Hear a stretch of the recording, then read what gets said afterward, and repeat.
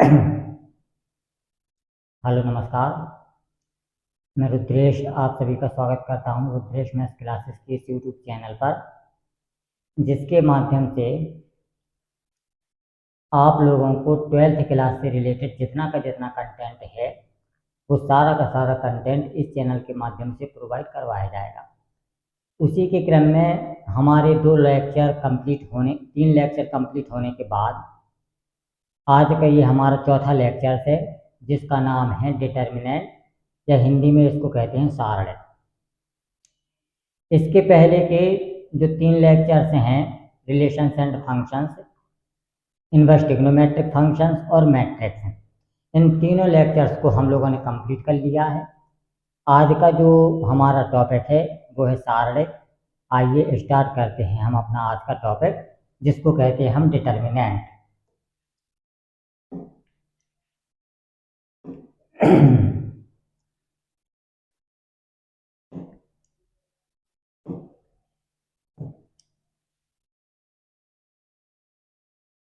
तो सारणिक में हमें देखना है कि 12th क्लास में सारणिक में कौन कौन सी चीज़ें हमको पढ़ना है। तो यहाँ पे देखते हैं हम 2/2 आव्यूह के सारणिक को ज्ञात करना। कितना? 2/2 के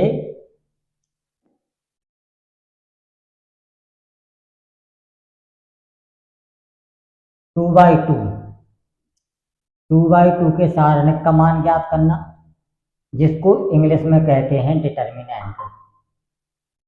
कितना कहते हैं? डिटर्मिनेंट।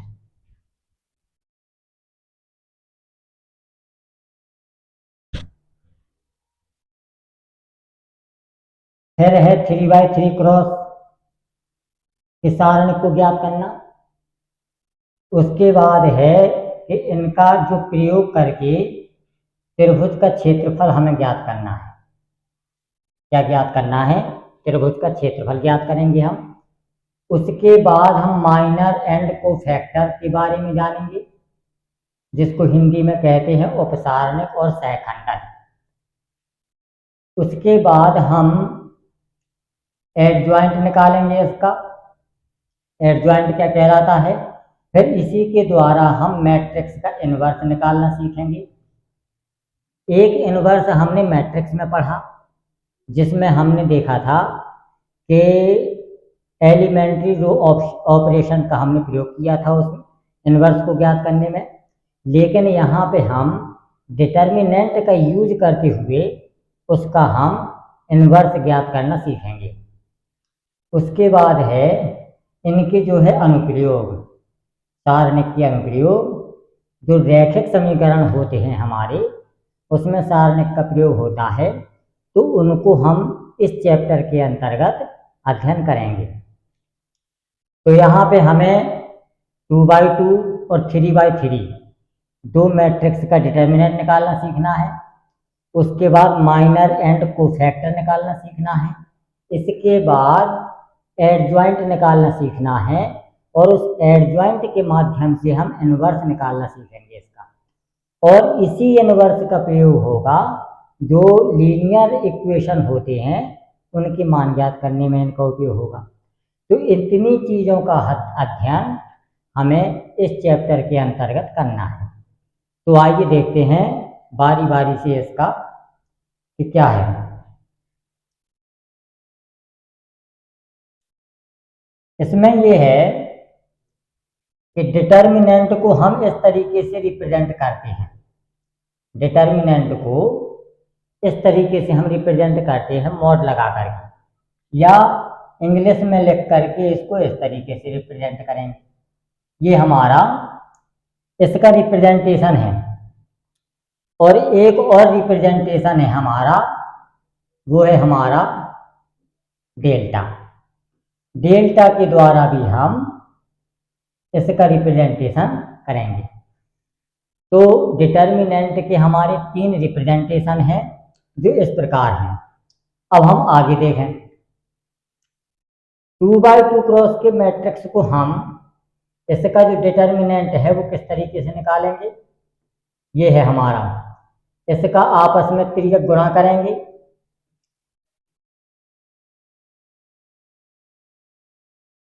इसका यहाँ पे गुणा करेंगे और इसका यहाँ पे गुणा करेंगे, इसका यहाँ पे गुणा करेंगे और दोनों को हम माइनस कर देंगे। ये इस तरीके से आएगा। अब जो 3 क्रॉस 3 का मैट्रिक्स है उसको देखें हम। जैसे मान लीजिए हमें इसका मैट्रिक्स निकालना है, तो हम ए को लिखेंगे बाहर। किसको लिखेंगे? ए को लिखेंगे बाहर, ए को। उसके बाद क्या करेंगे, ए को बाहर लिखा और इस वाले रो को और इस वाले को कट कर दिया हमने। जो एलिमेंट बचा हमारा, जो एलिमेंट बचा उसमें हम आपस में इस तरीके से क्रिया गुणा करेंगे, तो ये वाला मान हमारा प्राप्त होगा। उसके बाद अब बारी आती है दूसरे की। तो यहाँ पे जब हम प्रयोग करेंगे तो अब हमें प्रयोग करना है इस एलिमेंट का। इसका? इस एलिमेंट का। जब हम इसका प्रयोग करेंगे तो यहाँ बीच में आ जाएगा माइनस, क्योंकि हमारा जो सीरीज चलती है वो चलती है प्लस। कौन सी चलती है? ये है हमारा प्लस, ये है माइनस और ये फिर प्लस है। तो यहाँ प्लस हो गया, ये माइनस हो गया, ये प्लस हो गया। अब जब हमें बी वाला लेना है तो इसके सामने की रेखा और इसके सामने की रेखा को हमने किया कट। अब जो एलिमेंट बचे डी, एफ और जी, आई, उनका आपस में तिर्यक गुणा करके इस तरीके से यहाँ लिखना है। उसी तरीके से जब सी का हम लेंगे तो ये वाली लाइन कट हो जाएगी हमारी और ये वाली कट हो जाएगी। जो ये दो एलिमेंट बचे इनका आपस में हम गुणा करेंगे। तो अब देखते हैं कि इसका मान हमें कैसे निकालना है। तो अब हम देखें एग्जाम्पल के द्वारा। जैसे मान लीजिए हमने कोई भी मैट्रिक्स लिखा, हमारा ए लिखा हमारा 1 2 3 4 1 2 5 1 और 3, इतना लिखा। अब इसका हमें निकालना है। तो पहले बात तो हम देखें, इसका हमें डिटर्मिनेंट ए निकालना है। डिटर्मिनेंट ए निकालें तो सबसे पहले हम 1 को लिखें, लिख दिया हमने। अब उसके बाद क्या है कि इसके सामने की रेखा और ये वाले, ये दोनों एलिमेंट कर दिए हमने कट कर दिए। बचा कौन सा?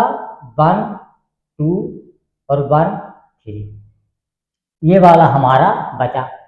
अब जब हम 2 का लेंगे तो यहाँ पे आ जाएगा माइनस और ये लिख देंगे 2। फिर हम दूसरा डिटर्मिनेंट बनाएंगे। अब जब 2 को लिखेंगे तो ये वाला पूरा कटेगा यहाँ से और ये वाला कट जाएगा हमारा। बचा हमारा 4 2 5 और 3, ये इस तरीके से बच जाएगा। अब जब तीसरा बारी आई हमारी प्लस का 3 लेंगे हम। अब इसका डिटर्मिनेंट कौन है? इस वाले डिटर्मिनेंट में ये वाली लाइन कट जाएगी, 4 1 5 बना जाएगा। 4 1 5 और 1, ये आ जाएगा। अब इसको हम उसी तरीके से सॉल्व करेंगे। लग गया 1, इनका तिर्यक गुणा होगा, ये हो जाएगा 3 माइनस का 2, इतना हो जाएगा। यहाँ पे लिखा हमने माइनस का 2 और यहाँ पे 4 3 12 माइनस के 5 2 जा 10, ये हो जाएगा।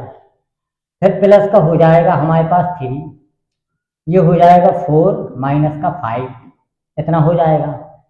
यहाँ पे आएगा 1 माइनस के 2 और यहाँ पे कितना आ जाएगा 2 और यहाँ पे कितना आ जाएगा 3 और गुणा में कितना आ जाएगा माइनस का 1।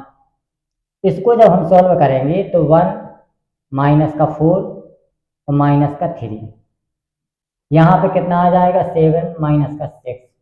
तो डिटर्मिनेंट ऑफ ए हमारे पास माइनस का 6 आ गया। इस तरीके से 3/3 मैट्रिक्स का हमको डिटर्मिनेंट फाइंड आउट करना है। 2/2 का डिटर्मिनेंट 1 2 लिखा 1 3 लिखा, इसका सीधा का सीधा हो गया 3 माइनस के 2 1। इसका सिंपल है। मामला फंसता है हमारा 3/3 का डिटर्मिनेंट ज्ञात करने के लिए, जो कि हमारा इस तरीके से निकलेगा। ये है हमारा डिटर्मिनेंट। अब देखें सारणिक के अनुप्रयोग। सारणिक के प्रमुख उपयोग कौन कौन से हैं वो देखना है हमें। सबसे पहले तो है इनवर्स को ज्ञात करने में। सारणिक का जो मेन प्रयोग है वो है हमारा इनवर्स फाइंड आउट करने में। दूसरा जो है लीनियर इक्वेशन में इनका प्रयोग होता है। तीसरा जो है सिंगुलरिटी चेक करने में कि ये मैट्रिक्स हमारा व्युत्क्रमणीय है या अव्युत्क्रमणीय है। और दूसरा हो जाता है एरिया एंड वॉल्यूम ज्ञात करने में, किसी चीज का क्षेत्रफल और आयतन ज्ञात करने में भी डिटर्मिनेंट का हमारा यूज होता है। अब यहाँ पे एक शब्द आता है सिंगुलर और एक होता है नॉन सिंगुलर मैट्रिक्स। तो हमारा सिंगुलर मैट्रिक्स हिंदी में कहलाता है व्युत्क्रमणीय आव्यूह। उसकी मेन कंडीशन है कि जिस सारणिक या जिस मैट्रिक्स का डिटर्मिनेंट हमारा शून्य आ जाए तो वो हमारा सिंगुलर मैट्रिक्स हो जाएगा अव्युत्क्रमणीय आव्यूह। मतलब उसका हम इनवर्स फाइंड आउट नहीं कर सकते हैं। क्यों नहीं कर सकते हैं वो आगे फार्मूले में हम देखेंगे। फिलहाल केवल इतना कि जिस मैट्रिक्स का डिटर्मिनेंट 0 आ जाए उस मैट्रिक्स का हम इनवर्स ज्ञात नहीं कर सकते हैं। अगला देखें नॉन सिंगुलर मैट्रिक्स, मतलब जिस मैट्रिक्स को का हम इनवर्स ज्ञात करेंगे उसकी पहली कंडीशन है कि वो नॉन सिंगुलर होना चाहिए, यानी कि उसका डिटर्मिनेंट हमारा 0 नहीं आना चाहिए। उसका डिटर्मिनेंट 0 नहीं आना चाहिए। ये हो गया। और डिटर्मिनेंट जो है हम केवल स्क्वायर मैट्रिक्स का ही फाइंड आउट कर सकते हैं। नॉन स्क्वायर मैट्रिक्स का हम डिटर्मिनेंट फाइंड आउट नहीं कर पाएंगे। ये लिखा है इसमें। अब देखें यहाँ पे इसकी कुछ प्रॉपर्टियां हैं। इसकी कुछ प्रॉपर्टियां हैं ये हैं।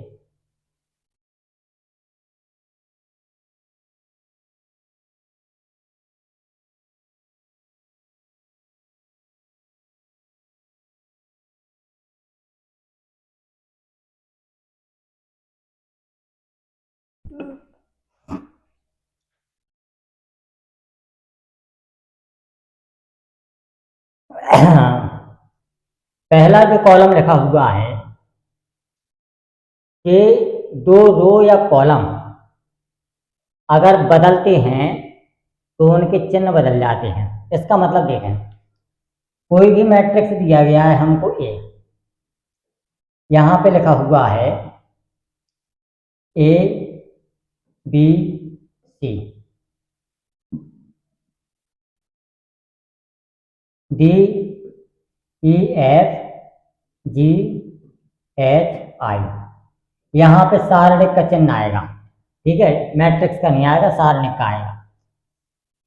यहाँ पे ये वाला है हमारा रो, ये है हमारा R1 और ये है हमारा R2।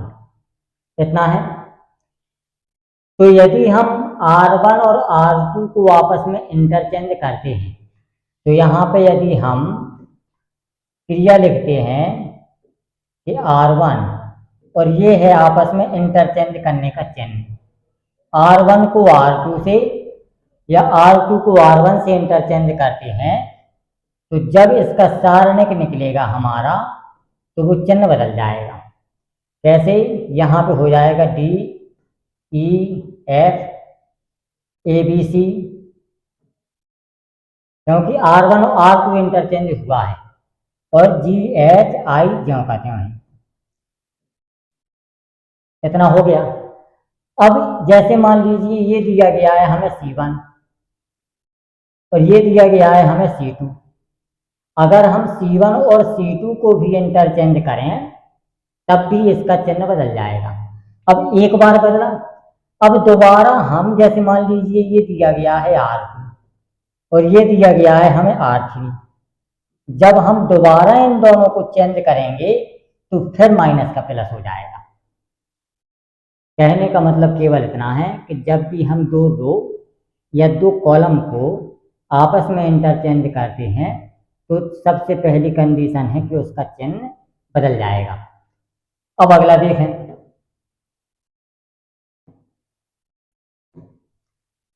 जो हो गया। दूसरा है कि two identical rows and column, determinant हमारा शून्य होता है। जैसे कोई भी एग्जाम्पल लें हम ए, यहाँ पे हमें लिखा हुआ है ए बी सी, दोबारा भी लिखा हुआ है ए बी सी, और फिर लिखा हुआ है डी ई एफ। यहाँ पे ये लिखा हुआ है हमें R1 और ये दिया गया है हमें R2। अब इन दोनों को देखें हम कि R1 हमारा R2 के बराबर है, तो इसका हमें सॉल्व नहीं करना है, सीधा का सीधा लिख देंगे कि ये डिटरमिनेंट हमारा 0 हो जाएगा। कितना हो जाएगा? 0 हो जाएगा।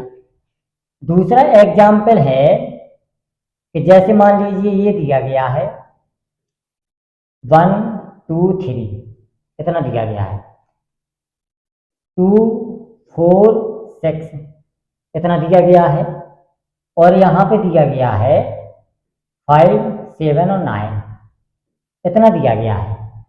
अब हमें ये देखना है कि ये जो C2 है हमारा, C2 दिया गया है, C2 से हम 2 कॉमन निकाल सकते हैं। कितना निकाल सकते हैं? 2 कॉमन निकालेंगे। तो यहाँ पे हमने निकाला 2 कॉमन C2 से, और यहाँ पे लिख दिया हमने 1 2 3, और जब C2 से निकाला तो 1 2 3 हो जाएगा, और ये हो जाएगा हमारा 5 7 और 9, इतना हो जाएगा। अब हमने देखा कि ये C1 है हमारा और ये C2 है हमारा, जो कि आपस में दोनों बराबर हैं। जब आपस में बराबर हैं तब हम इनका सीधा का सीधा डिटर्मिनेंट निकाल देंगे 0। इसको सॉल्व नहीं करना है, सीधा का सीधा हमारा डिटर्मिनेंट 0 आ जाएगा। यदि कोई चीज कॉमन निकलने के बाद भी हमारे रो और कॉलम आपस में समान आ रहे हैं, आइडेंटिकल आ रहे हैं, तो हम सीधा लिखेंगे कि उस डिटर्मिनेंट का मान 0 हो जाएगा। अब अगला देखें, टू प्रोपोर्शनल रोज, इसका मतलब होता है प्रोपोर्शनल रोज या प्रोपोर्शनल कॉलम। क्योंकि अगर हम 2 रो का रेशियो निकालें तो वो सेम प्राप्त होगा। जैसे इसका देखें हम, इनका जब रेशियो निकालें C1 और C2 का, तो ये 1:2 आ रहा पहले वाले का। इसका भी निकालें तो 1:2 आएगा इस वाले का, और इस वाले का भी निकालें तो ये भी हमारा 1:2 आएगा। इसका मतलब है कि ये हमारे एक दूसरे के प्रोपोर्शनल आ रहे हैं। तो जब C1 और C2 हमारे प्रोपोर्शनल हैं तो उस डिटर्मिनेंट का मान हमारा 0 हो जाएगा। ये हो गया। तीसरा है कि the common factor can be factor out. जो कॉमन फैक्टर होते हैं उनको हम निकाल लेते हैं, वो भी हमने बता दिया। यदि R इसमें क्या है, RI RJ प्लस KRJ, तो इनका डिटर्मिनेंट अगर हम रो और कॉलम को इंटरचेंज करके उसमें किसी स्केलर का मल्टीप्लाई करके ऐड करते हैं तो उस सारणिक का मान हमारा नहीं बदलता है। यहाँ पे देखें कि जैसे ये हमारा डिटर्मिनेंट है जैसे ये मैट्रिक्स दिया गया है हमको ए, कोई भी मैट्रिक्स दिया गया है, यदि हम इसका ट्रांसपोज भी निकालें तो क्योंकि एलिमेंट तो वही रहेंगे, ट्रांसपोज का मतलब होता है कि रो बाई कॉलम आपस में चेंज हो जाएंगे, बाकी एलिमेंट तो वही रहेंगे। तो जो डिटर्मिनेंट जो इसका मान आएगा वही हमारा इसका मान हो जाएगा, दोनों का डिटर्मिनेंट हमारा सेम आएगा, वही यहाँ पे लिखा हुआ है। अब यहाँ पे देखें, जैसे मान लीजिए कोई भी डिटर्मिनेंट दिया गया है हमको, उसमें एक रो या एक कॉलम, दोनों में से एक अगर पूरी जीरो हो जाए तो इस डिटर्मिनेंट का मान जीरो होता है। इसके बाद देखें ट्रायंगुलर मैट्रिक्स, अगर ट्रायंगुलर मैट्रिक्स दिया गया है कैसे, इसको देखें हम। जैसे मान लीजिए कोई भी डिटर्मिनेंट है हमारा ए, ट्रायंगुलर मैट्रिक्स दिया गया है हमको, जैसे दिया गया है ए बी सी, ठीक है, 0 डी ई और 0 0 एफ, ये हमारा ट्रायंगुलर मैट्रिक्स है क्योंकि इसका आकार हमारा ये अपर ट्रायंगुलर कहलाता है।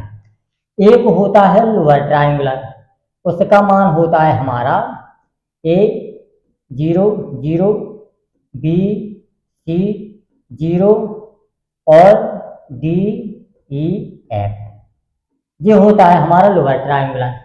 क्योंकि इसमें जो डायगोनल के एलिमेंट नीचे बन रहे हैं तो वो लोअर ट्रायंगुलर, और डायगोनल के ऊपर जो एलिमेंट है वो अपर ट्रायंगुलर। इनका जब भी हम डिटर्मिनेंट निकालेंगे, जैसे डिटर्मिनेंट निकालें दोनों का तो इसके डायगोनल का आपस में मल्टीप्लाई हो जाएगा, ए डी और ई, केवल इतना इसका डिटर्मिनेंट आएगा। और इसका भी जब हम निकालें तो ए सी और एफ आ जाएगा, ए सी और एफ, जो भी डायगोनल एलिमेंट हैं उनका आपस में मल्टीप्लाई होकर के ये मान हमें देगा। इतना इसका हो गया, ये इसकी प्रॉपर्टियां हैं। अब हम देखें आगे, अब हमें निकालना है triangular matrix, area of triangular. तो इसमें क्या होता है कि जैसे x1 x2 y1 y2 x3 y3, इसमें ये 3 प्रकार के हमको वर्टिसेस दी गई होती हैं। तो इसमें जो ये इस तरीके का हमें स्ट्रक्चर दिया होता है कि पहले 2 कॉलम में हम इसके वर्टिसेस को लिखेंगे। जैसे पहले कॉलम में x1 x2 x3 रहेगा, दूसरे कॉलम में y1 y2 y3 रहेगा और तीसरे कॉलम में 1 1 1 रहेगा। उसको फिर जिस तरीके से हम डिटर्मिनेंट खोलते हैं, क्योंकि ये बाहर का जो साइन बना हुआ है ये डिटर्मिनेंट का साइन है और 1/2 से हम मल्टीप्लाई कर देंगे तो ये हमारा एरिया का मान निकल आएगा। ये हमारा फॉर्मूला है। अब हम देखें आगे, अब हमें निकालना है माइनर एंड कोफैक्टर, ठीक है। तो माइनर को हम MIJ से रिप्रेजेंट करते हैं। किससे करेंगे? MIJ से। M का मतलब होता है माइनर, और जो कोफैक्टर होते हैं उसको, कोफैक्टर हमारा इस तरीके से रिप्रेजेंट होता है, कोफैक्टर को, जिसको हम C से डिनोट करते हैं। किससे करेंगे हम? C से इसको डिनोट करते हैं। किससे करेंगे हम? C से डिनोट करेंगे, जो कि हमारा इस तरीके से होता है कि -1 के ऊपर IJ मतलब होता है जो ये नंबर लिखा हुआ है हमारा, जो ये नंबर लिखा हुआ है इसको ऐड करेंगे। अगर इसको ऐड करने के बाद वो नंबर हमें इवन दे रहा तो जो माइनर है उसमें प्लस का मल्टीप्लाई होगा, और यदि ऑड दे रहा तो जो माइनर आएगा उसका चिन्ह बदल जाएगा। इतना है इसका मतलब, और डिनोट करते हैं इसको C से। और जो एडजॉइंट होता है हमारा, एडजॉइंट जो होता है वो कोफैक्टर का ट्रांसपोज होता है। एडजॉइंट जो होता है वो कोफैक्टर का ट्रांसपोज होता है, और इनवर्स होता है adjoint upon determinant. Inverse exist करता है जब डिटर्मिनेंट हमारा नॉन जीरो हो। इनवर्स निकालने के लिए हमें, जैसे मान लीजिए ए इनवर्स निकाला हमने, इनवर्स का जो फॉर्मूला लिखा है वो लिखा है हमारा एडजॉइंट और अपॉन डिटर्मिनेंट ऑफ ए। अगर ये डिटर्मिनेंट हमारा जीरो के बराबर है तो इनवर्स हमारा अनडिफाइंड हो जाएगा, क्योंकि 1/0 दे देगा, तो 1/0 हमारा इनफाइनाइट के बराबर होता है। इसीलिए कहा गया है कि जो डिटर्मिनेंट है हमारा वो हमारा नॉन जीरो होना चाहिए, और एडजॉइंट जो होता है वो कोफैक्टर का ट्रांसपोज होता है। तो इनवर्स निकालने के लिए सबसे पहले हमें उसके कोफैक्टर निकालने पड़ेंगे, जिसको हम कहते हैं सी से डिनोट करते हैं। उसके बाद हम उस एडजॉइंट निकालने के लिए उसका हम ट्रांसपोज निकालेंगे। उसके बाद उस मैट्रिक्स का हम डिटर्मिनेंट निकालेंगे, तब हमारा इनवर्स फाइंड आउट होगा। ये है इतने स्टेप इसके।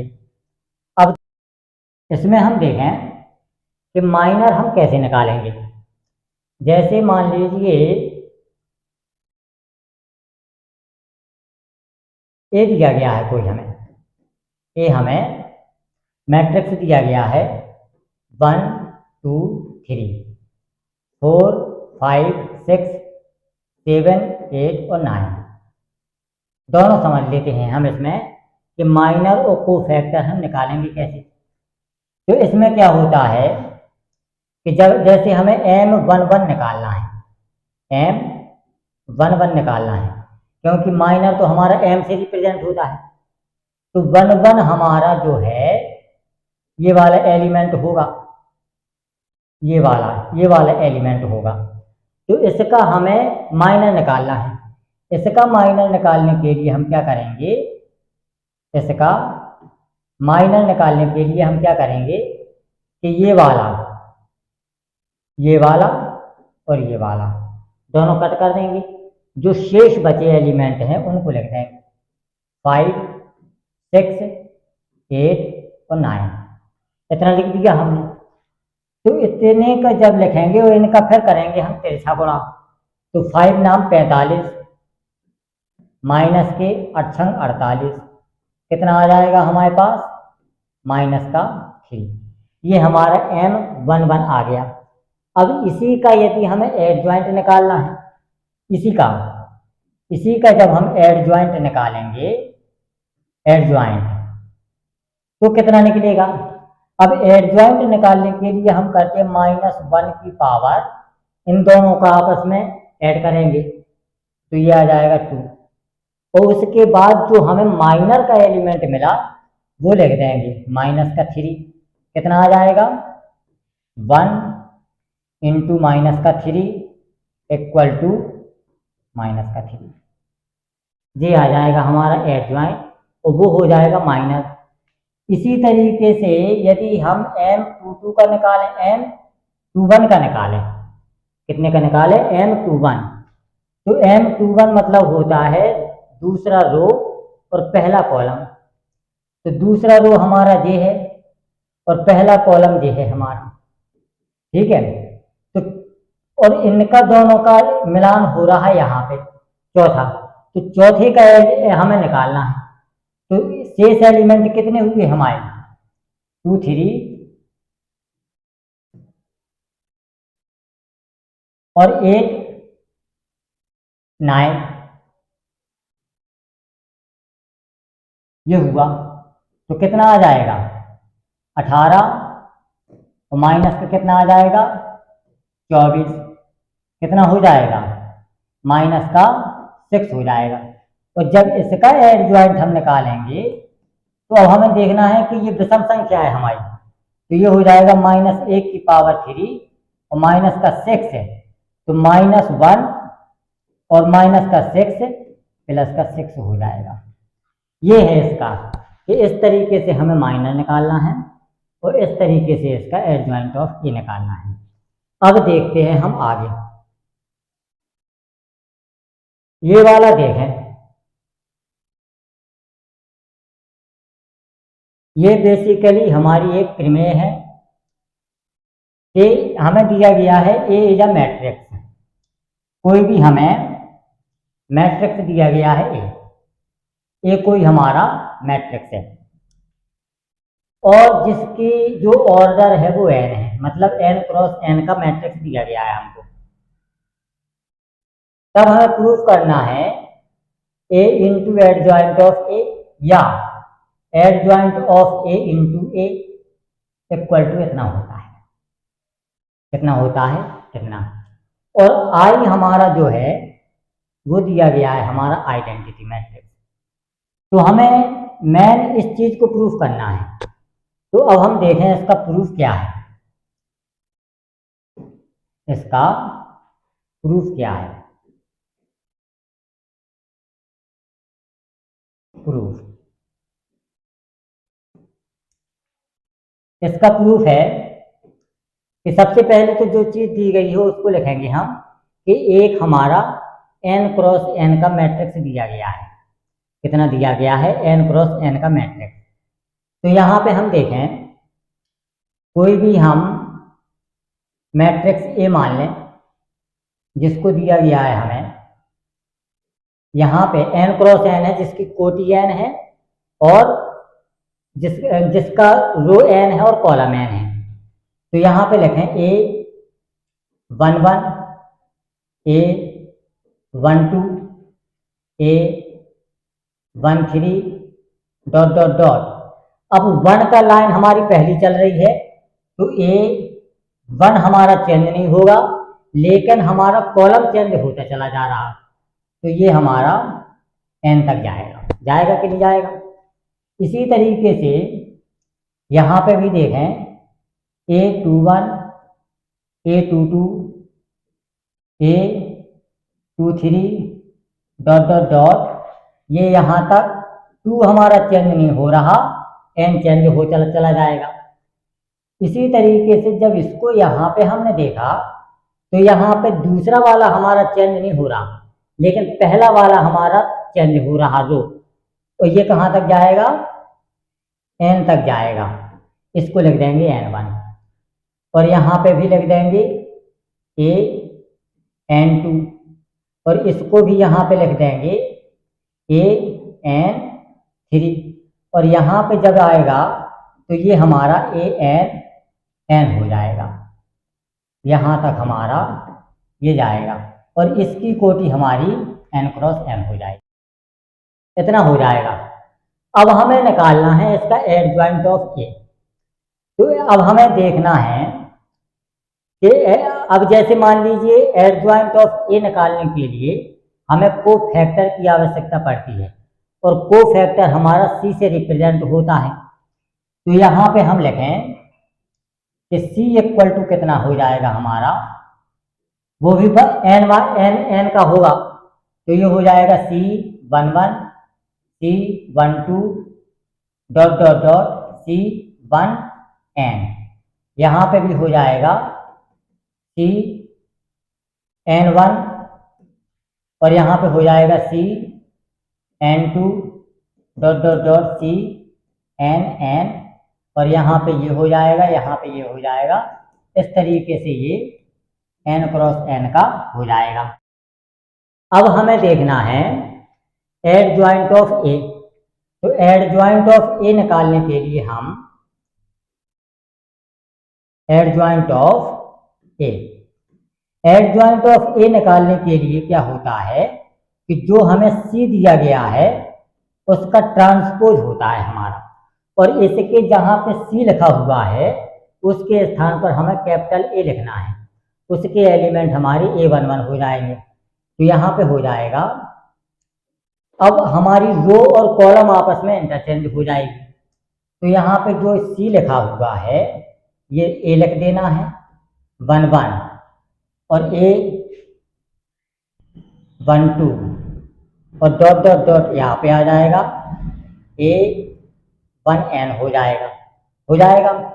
अब यहाँ पे लिखना है हमें A21 A22 और डॉट डॉट डॉट यहाँ पे ए 2n हो जाना है।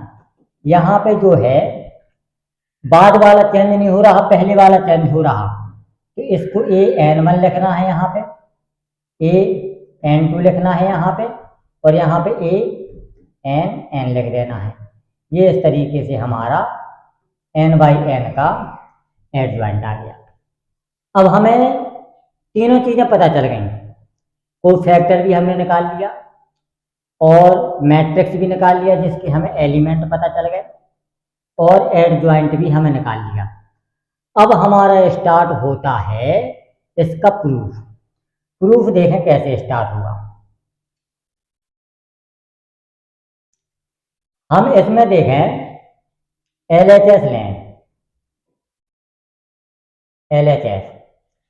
LHS में हमें निकालना है A into adjoint of A, इतना निकालना है। तो इसको हम क्या करें, सिग्मा के द्वारा रिप्रेजेंट करें। अब जैसे मान लीजिए यहाँ पे k की वैल्यू चेंज हो रही है, वो कहाँ तक जा रही है, n तक जा रही है, तो यहाँ पे हम k बराबर 1 से लेकर के n तक लिखें हम, क्योंकि k की वैल्यू चेंज हो रही है और कहाँ तक जा रही है, n तक जा रही है। ए लिखें हम, यहाँ पे i और k हमारा सेम है क्योंकि k चेंज हो रहा, और इसको लिख देंगे कैपिटल A, और यहाँ पे लिख देंगे J और K तक इसकी वैल्यू जा रही है। इतना हमने लिख दिया। अब यहाँ पे लिखने के बाद अब जो भी हमें मैट्रिक्स प्राप्त होता है, जैसे मान लीजिए ये है हमारा, कितना है, ये है हमारा, इसमें 2 प्रकार के एलिमेंट हैं हमारे पास, जिसमें i बराबर j है, कितना, i बराबर j है 1 1, यहाँ पे और यहाँ पे, जो कहलाते हैं हमारे डायगोनल एलिमेंट। और दूसरे हैं हमारे जिसमें i j के बराबर नहीं है, ये वाले जिसमें i j के बराबर नहीं है, जैसे मान लीजिए ये वाला i j के बराबर नहीं है, ये वाला कोई भी ले लो। तो 2 प्रकार के एलिमेंट होते हैं मैट्रिक्स में, एक तो i और j बराबर होते हैं जो कि हमारा डायगोनल एलिमेंट कहलाता है, दूसरा होता है कि जिसमें i और j हमारे आपस में बराबर नहीं होते हैं, वो कहलाते हैं हमारे नॉन डायगोनल एलिमेंट। तब हम इसमें देखें कि अब इसमें कंडीशन 2 बनेंगी। कौन कौन सी कंडीशन बनेगी? अब क्वेश्चन हमारा यहाँ से स्टार्ट होगा, अब इसमें जो है पहली कंडीशन जो बन रही है, कंडीशन फर्स्ट में क्या है कि हमारा i बराबर j है, i बराबर है हमारा j के। जब i बराबर j है तो इसमें हम देखें कि a into adjoint of a निकालें,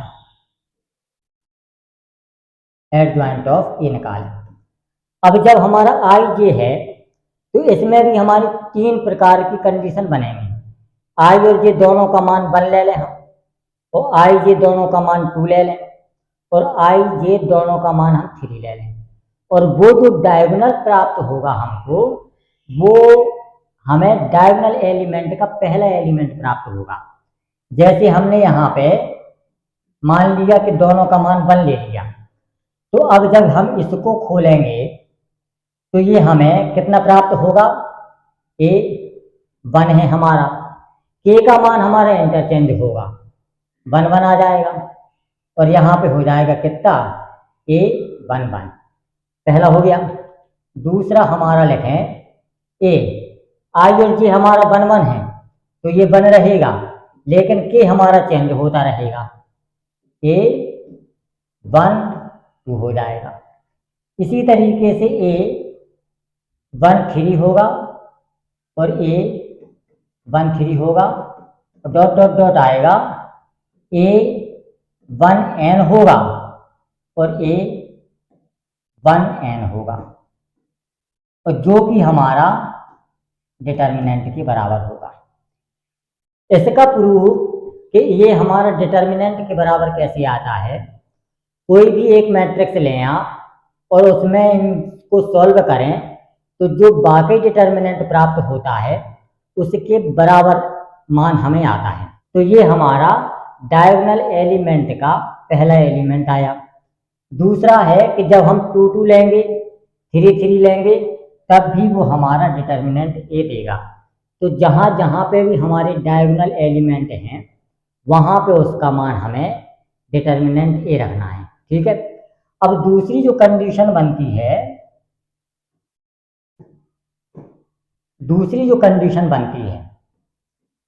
वो बनती है कि जब i does not equal to J, तो इसमें हम क्या मान लें कि i अगर 1 मान लें, एक निकालना है तो नॉन डायगोनल के जितने एलिमेंट हैं सब पता चल जाएंगे और जे हमारा 2 रहेगा, एक निकल आएगा। तब हमें निकालना है a इंटू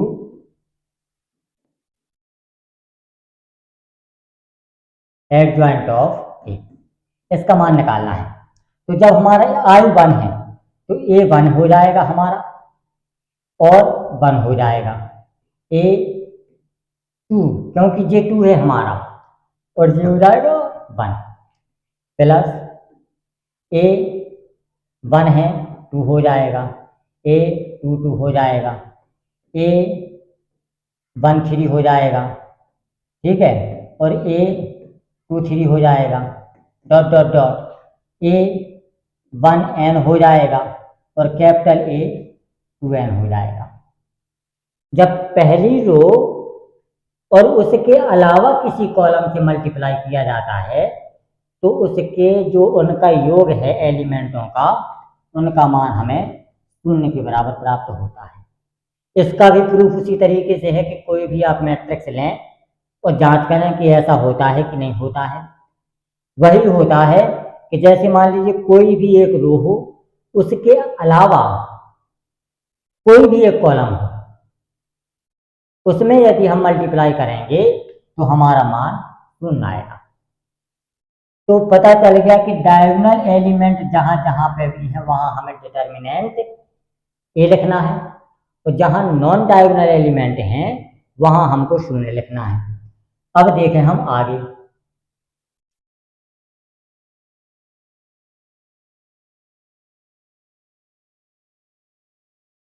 अब देखें हम आगे। तो यहाँ पे जो लिखा है कि a इंटू एडजॉइंट ऑफ ए, इसको यदि हम लिखें मैट्रिक्स में तो ये हो जाएगा हमारे पास mod determinant of A 0 0 0 dot dot 0, यहाँ पे हो जाएगा 0, यहाँ पे हो जाएगा डिटर्मिनेंट ऑफ ए 0 0, यहाँ पे भी 0 हो जाएगा, यहाँ पे 0 0 determinant of A 0 dot dot dot 0 हो जाएगा, यहाँ पे 0 0 0 और यहाँ पे डिटर्मिनेंट ऑफ ए, ये हमें मिल गया। और ये चिन्ह हमारा जो है ये मैट्रिक्स का रहेगा।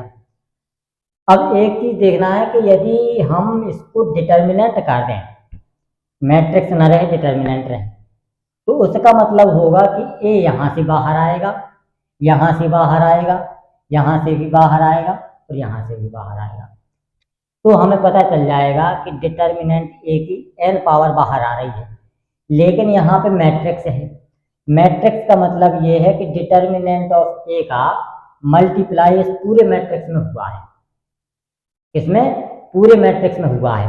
इसीलिए हम इसको डिटर्मिनेंट ऑफ ए निकालेंगे बाहर और जो यहाँ पे प्राप्त हुआ वो प्राप्त हुआ 1 0 0 डॉट डॉट 0 0 1 0 0 0 0 1 0 0 0 0 और 1, ये प्राप्त हुआ यहाँ पे।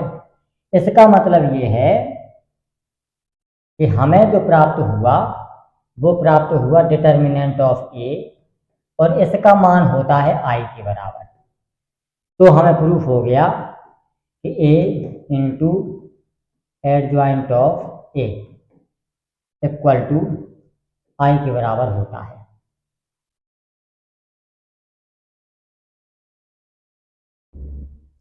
इस तरीके से इस क्वेश्चंस को हमें प्रूफ करना था।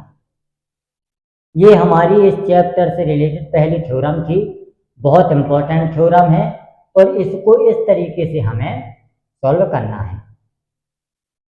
ये है।